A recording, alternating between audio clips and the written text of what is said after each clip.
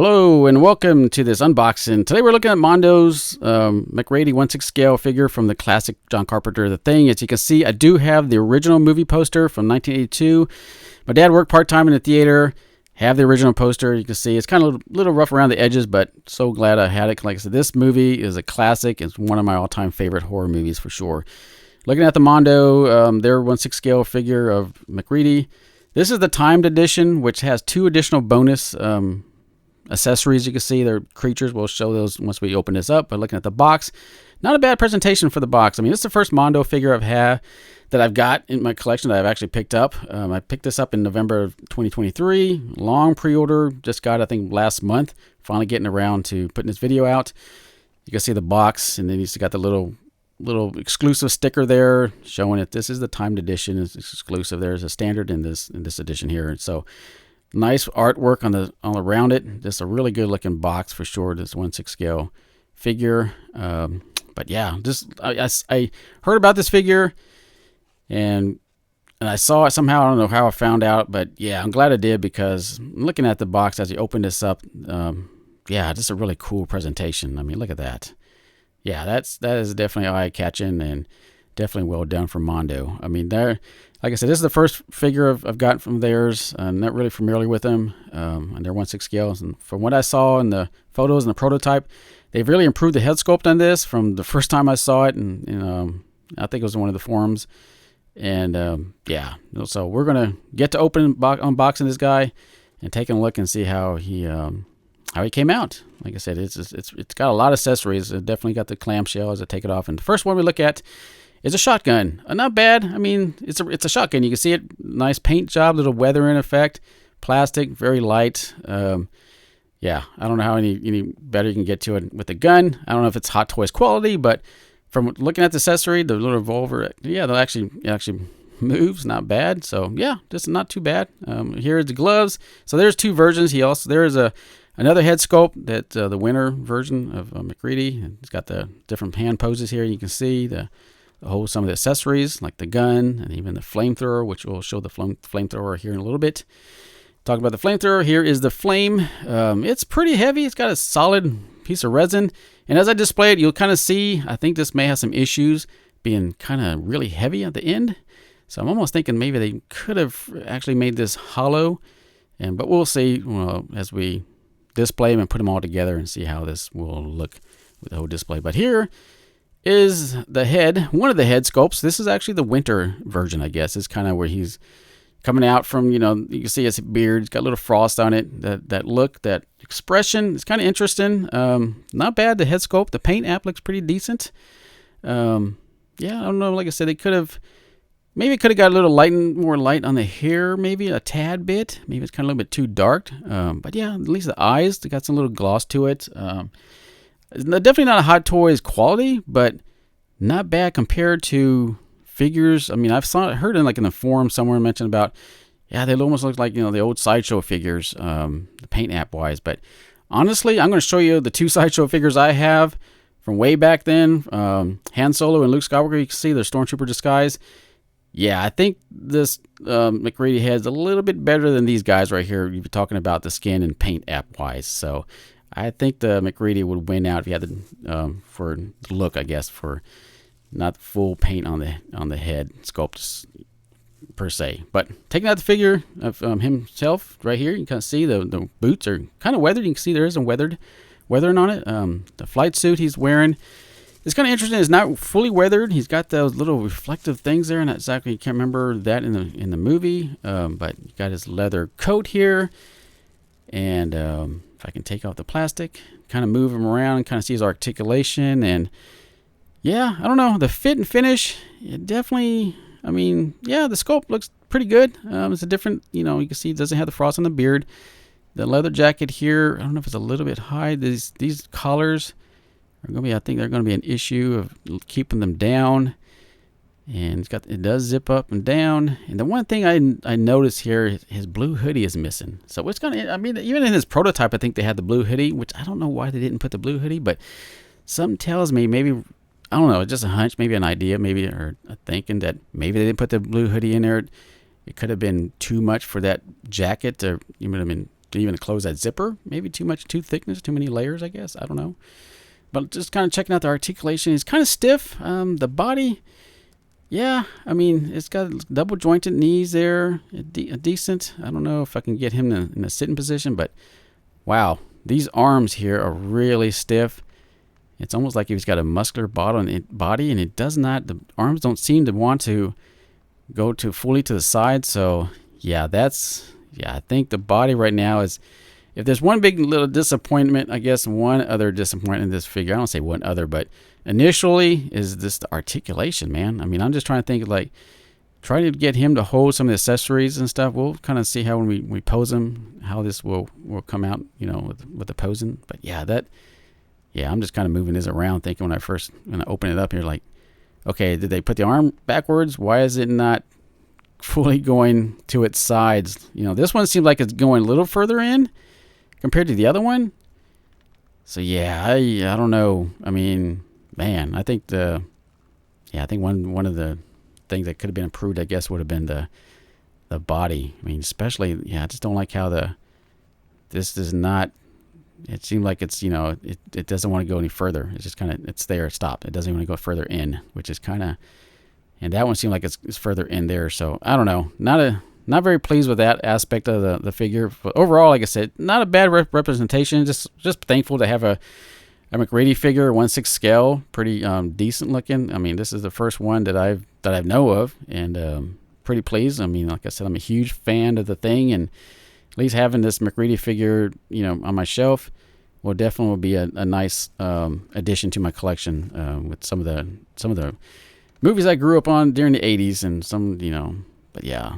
Let's just see if we can take this off here and kind of see if he does have underneath the flight suit here. If he has, I think he should have a shirt, maybe a gray sweatshirt, which he does. He does have a shirt there. So yeah, it's kind of interesting. He's even got it's like a T-shirt. I don't know. It's like maybe stitched to his collar. I don't think he's got a full T-shirt under there. But yeah, I just kind of I mean, you could probably get a blue hoodie third party, but yeah, just kind of interesting that they didn't include that blue hoodie with this figure, because in the movie, if you look at him, he does have a hoodie underneath this leather jacket. But yeah, he does at least have articulation. You can actually move the arms further back. But yeah, it's just, I think maybe where his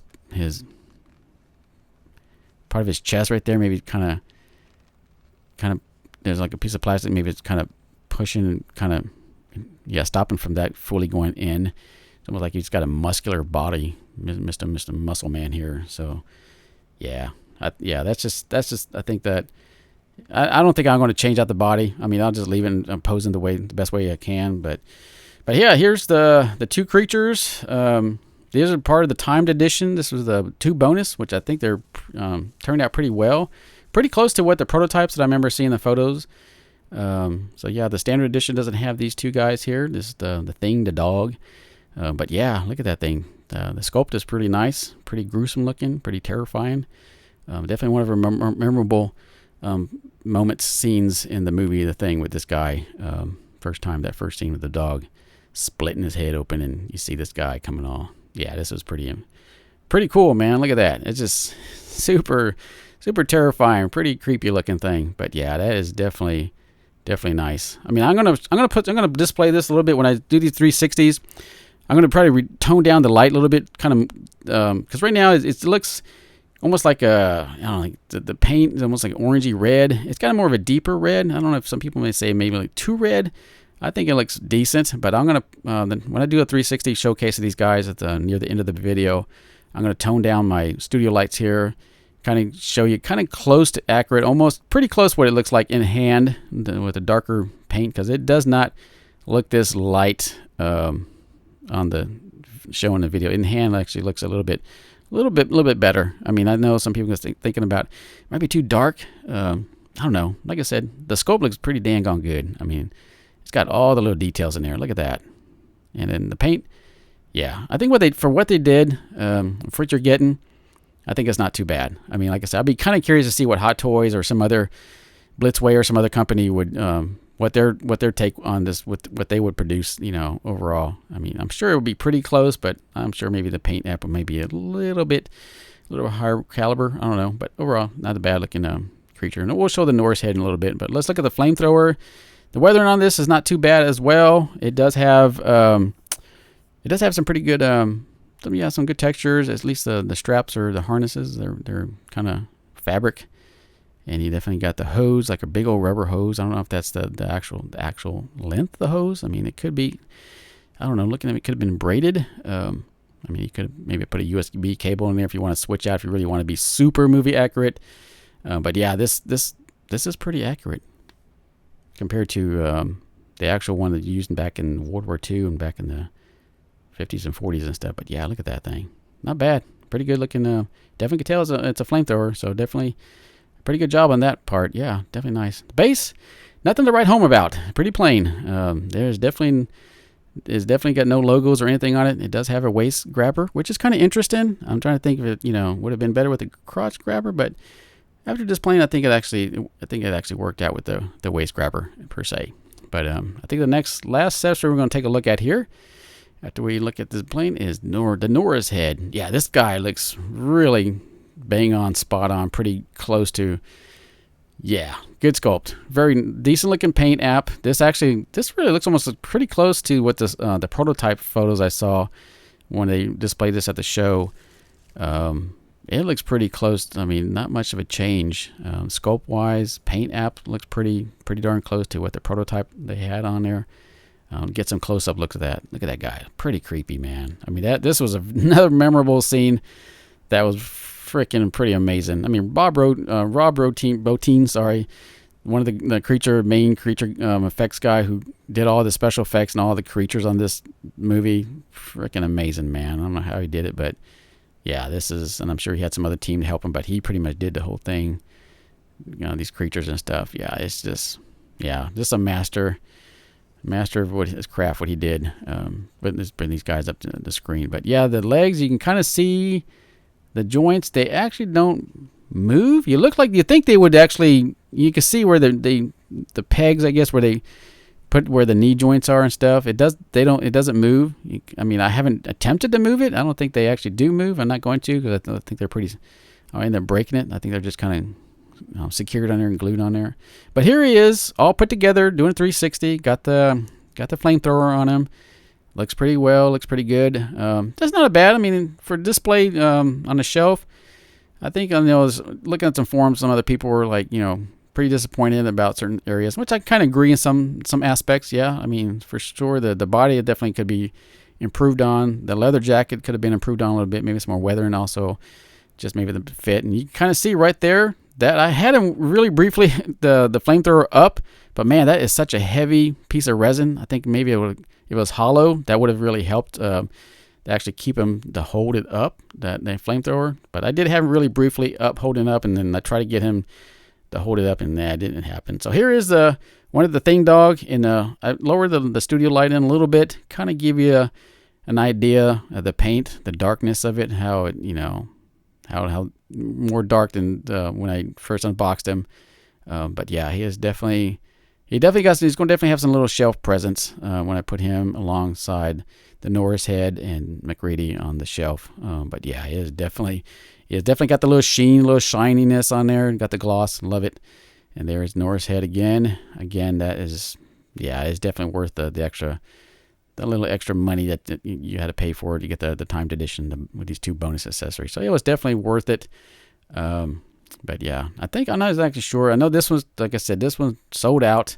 If you got it, I don't know if it's even in the third, in the aftermarket. I'm sure it'll be a lot more higher than it was. But yeah, overall, like I said, I don't rate these figures, but very pleased with it. There were some some flaws in it and stuff, but for what Mondo did in releasing it, I think overall, just the impression is a very nice set. If you're a huge Thing fan and you want something in 1/6 scale representing, here is the winner. He's got his gloves on, the head sculpt with the winner look. But yeah, just overall, I think the figure, I'm very pleased with it. I mean, I'm glad I bought it.